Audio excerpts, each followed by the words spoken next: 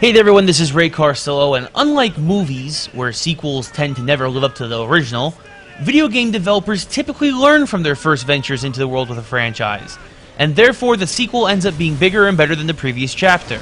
Still, there are always exceptions to every rule, and with that, I present to you Resistance 2 for the PS3 from Insomniac Games. Resistance 2 sees you play once again as Nathan Hale, this time 2 years after the events in England, and it seems that your efforts in the first game were all for naught, as the Chimera have invaded America.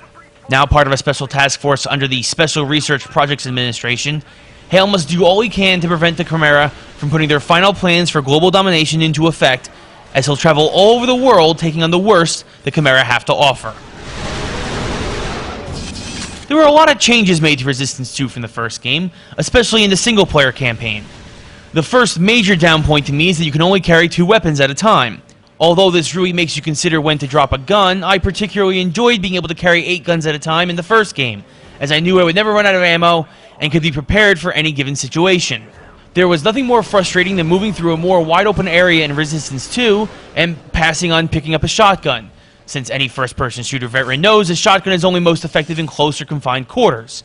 And then you get mauled by a cloaked enemy who, of course, is only really susceptible against the shotgun, so even though the levels are more varied and much larger compared to the first Resistance, they still feel very linear and seemed as if they were poorly planned out. Without prior knowledge of the levels, most players' natural instinct is to pass on certain items more times than not, and this is only one example of poor resource placement. The health system has also fallen in line with every other shooter out there and removed the health bar in place of an automatic regenerating system where you gain health by taking cover. Way to fall in line, Insomniac Games.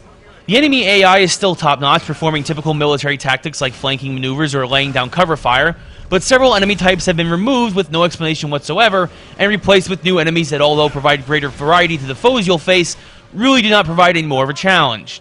Speaking of variety, there are also 4 new guns to acquire in this game, but going back to my point of only being able to carry 2 at a time, you'll be hesitant to try the new ones out because you just don't know what situation you're going to find yourself coming up in.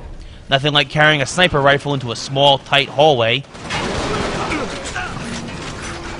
One plus that returns from the first game is the audio-visual, with some amazingly improved graphics, a very strong original score, and good, but not great voice acting from all those involved.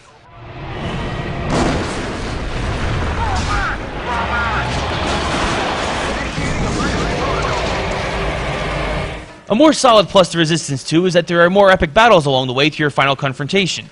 Chimera, like the 300-foot-tall Leviathan or the Kraken early on in the game, give a nice change-up to the standard shooting from cover you'll find yourself in for most of the game.